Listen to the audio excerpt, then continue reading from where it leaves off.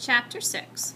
When the others had been excused to go out for mid-morning play, John had to go and stand by Miss Plimsoll's desk. "John," Miss Plimsoll said, "you mustn't make up silly stories to excuse your failures. I must have the truth. What did you do with your pencil?" "This is it," John said, showing Miss Plimsoll the pointed stick of chocolate. "Really it is. It changed." "What do you mean it's changed?" Miss Plimsoll demanded. "That's my pencil," John tried to explain, "only it isn't the same anymore. Nothing stays the same today if I put it into my mouth. The same thing happened when I chewed my gloves. They were chocolate too."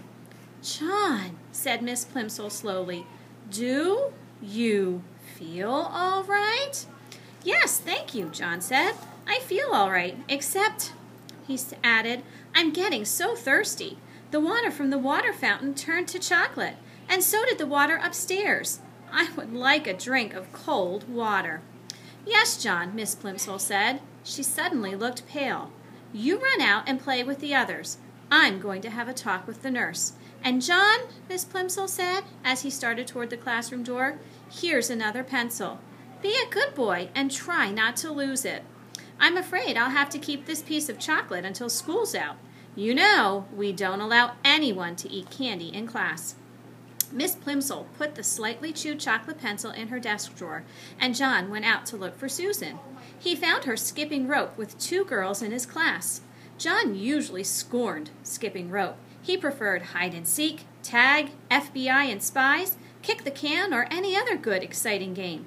Jumping up and down in one place just to avoid being hit by a rope seemed silly to him. But he was sorry for having spoiled Susan's silver dollar, and he was willing to make a sacrifice. "Susan," he said. Susan continued to bounce on one foot as her 2 friends swung the rope over and under, over and under, over and under her. She didn't seem to notice John. "I'll skip with you," he offered. Susan stopped, and the rope was caught by her shins.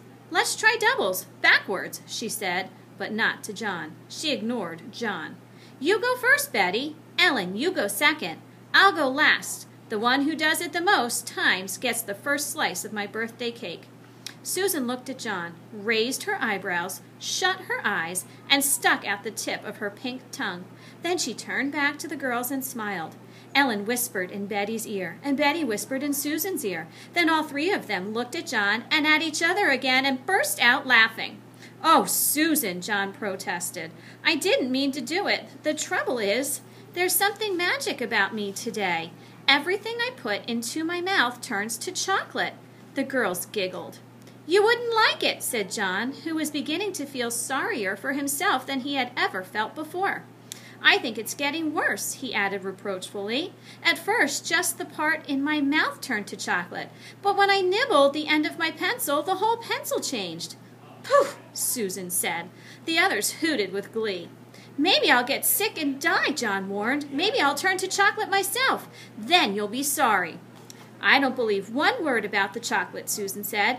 "And if it was true, you'd be glad, because all you ever like eating is chocolate." "If you don't believe me," John retorted, "just you give me that skipping rope and I'll prove it." The girls looked questioningly at each other for an instant, but as they hesitated, the bell rang and it was time to go back into the classroom. The rest of the morning passed slowly for John. He was afraid that his mother was going to be cross about the missing gloves.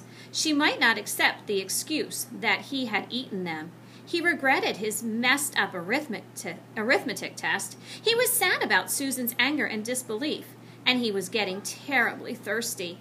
Once during geography and once during art he was excused to get a drink of water. Both times, however, he swallowed nothing but sweet chocolate. His mouth was getting stickier and sweeter and drier by the minute.